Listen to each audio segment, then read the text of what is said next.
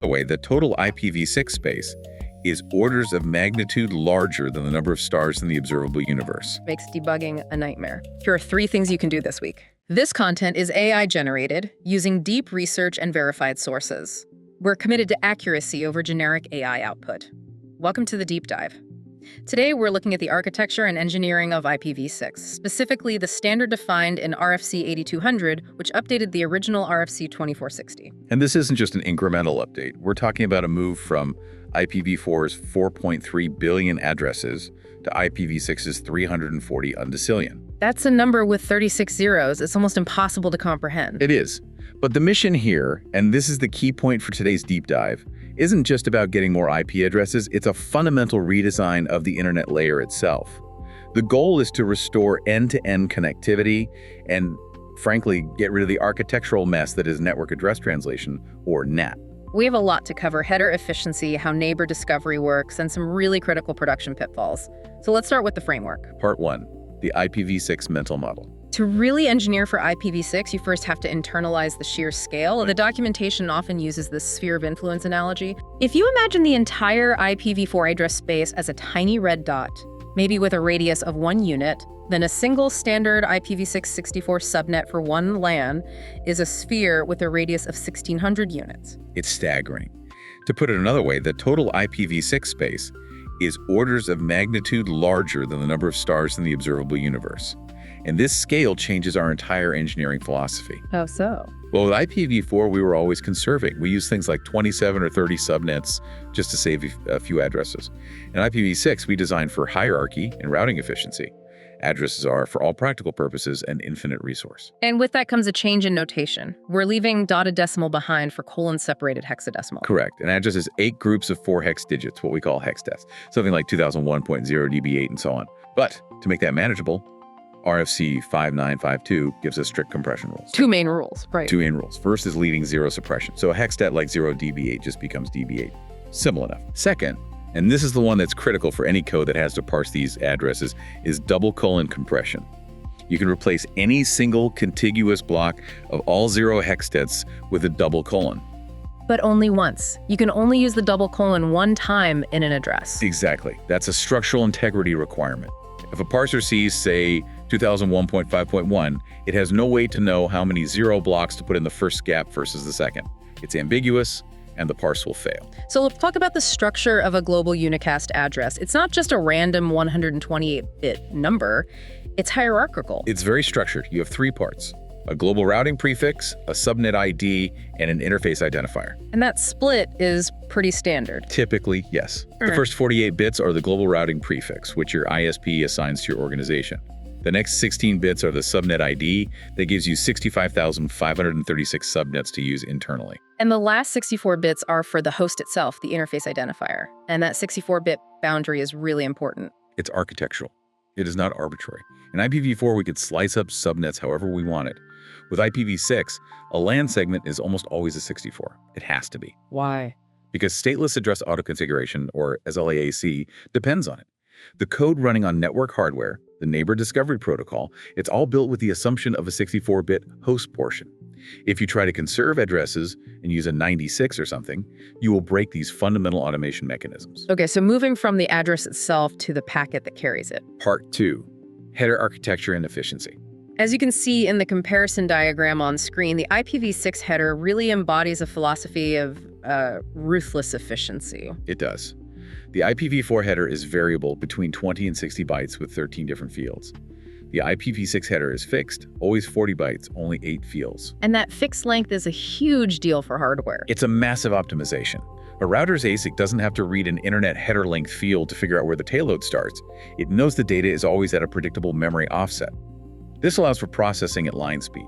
One of the biggest changes, and one that often worries engineers, is the removal of the header checksum. It was removed because it's redundant. Modern link layers like Ethernet have their own CRCs. Transport layers like TCP and UDP have their own checksums. So in IPv4, every single router had to recalculate that checksum. At every hop, it had to verify the checksum, decrement the TTL field, recalculate the checksum, and then forward. That burns CPU cycles. In IPv6, the router just decrements the hop limit, that's the new TTL, and forwards. It's much, much faster. You mentioned the hop limit. There's also a brand new field in there called the flow label. Yes, the flow label is a 20-bit field designed for quality of service in an encrypted world. It lets a source label a sequence of packets, like a VoIP call, so routers can apply special handling without doing deep packet inspection. Which they can't do anyway if the payload is encrypted. Exactly. The port numbers are hidden. The flow label makes QoS possible again. So if the header is fixed, what happened to all the options that used to live in the IPv4 header, like for fragmentation or source routing? They've been moved into what are called extension headers. The main header has a next header field. That field tells you what comes next. It could be TCP, or it could be a routing header, which then points to a fragment header, which then points to TCP. They're chained together. And the critical detail here is that intermediate routers don't have to look at them? Correct, with one exception. The hop-by-hop options header. If that's present, every router has to inspect it. But all the other extension headers are just ignored until the packet reaches its final destination. This protects the router's control plane. All right, let's look at how devices actually use this architecture to get on the network.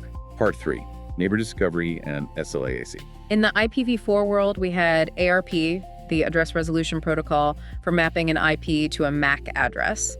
And ARP used broadcasts. Broadcasts are expensive. Every single device on the network segment has to be interrupted to process a broadcast frame. IPv6 completely replaces ARP with NDP, the Neighbor Discovery Protocol. And NDP uses multicast instead of broadcast. Specifically, it uses something called solicited node multicast addresses. When a device needs to find another, it sends a query to a very specific multicast group that only the target device is listening to. This dramatically cuts down on the interrupt overhead for all the other devices on the LAN. And this is the mechanism that powers SLA stateless address auto-configuration, the thing that lets a host configure its own IP without DHCP. Exactly. We can walk through the steps. Okay, so a device boots up. What's step 1? Step 1, the interface generates its own link local address, which always starts with V80.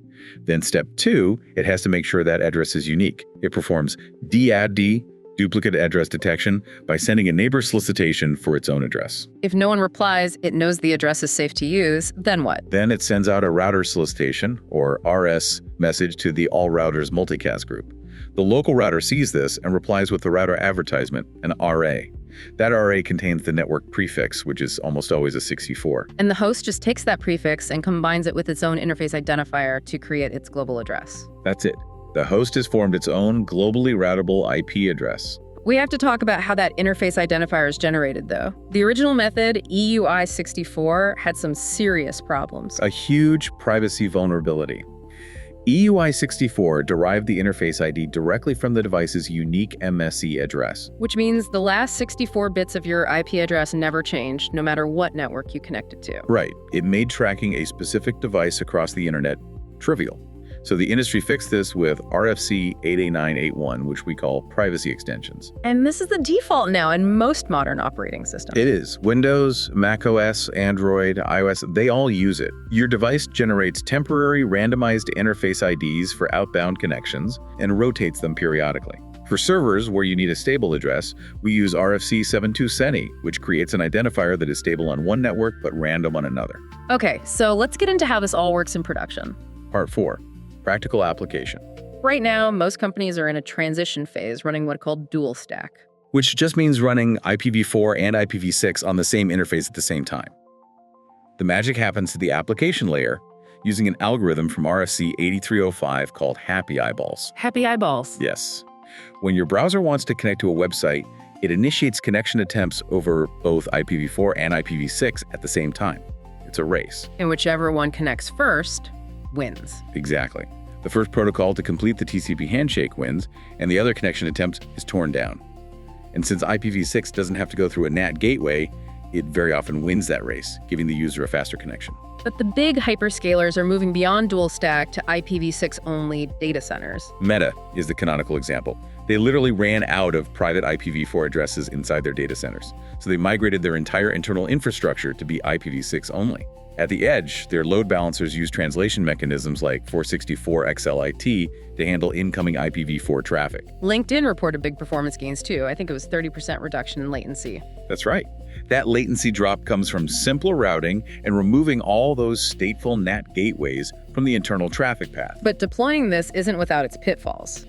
There is a classic, very common failure mode that engineers hit all the time: the Path MTU Discovery black hole. This is the #1 cause of ping works, but HTTP fails. It's so common. So break it down for us. What's happening? Okay, in IPv6, routers do not fragment packets. It's forbidden. If a router gets a packet that's too big for the next link's MTU, its job is to drop the packet and send back an IPv6 type 2 packet too big message to the original sender. And the failure happens when a firewall blocks that ICMP message. Exactly. A lot of old security policies say block all ICMP. But if the source server never gets that packet too big message, it never learns it needs to shrink its packet size. It just keeps retransmitting the giant packet, the router keeps dropping it, and the connection hangs forever. And small packets, like a ping, get through just fine because they're under the MTU limit, which makes debugging a nightmare. A complete nightmare. The fix is simple. You must explicitly permit ICMPv6 Type 2 messages in your firewall rules. Or, as a workaround, you can use MSS clamping on your router to force TCP to use smaller packets. One last security point: rogue router advertisements. This is a layer 2 attack.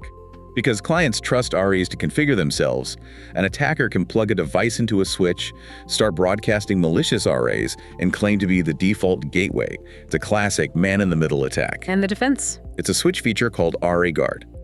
You configure your switch to only allow RAs from trusted ports, like the uplink to your router, and block them from all user-facing ports. Okay, let's wrap this up with some concrete, actionable steps. Part 5, closing. Based on everything we've talked about, here are 3 things you can do this week. Action item 1. Test your own connectivity. Open a terminal right now and run ping6google.com. See if your own development machine actually have native IPv6. Action item 2. Audit your firewall rules. Go check your cloud security groups, your perimeter firewalls, and make sure you are not dropping ICMPv6 Type 2 messages. This will save you from that MTU black hole. And action item 3. Check your own machine for privacy. Run 8batter or ifconfig.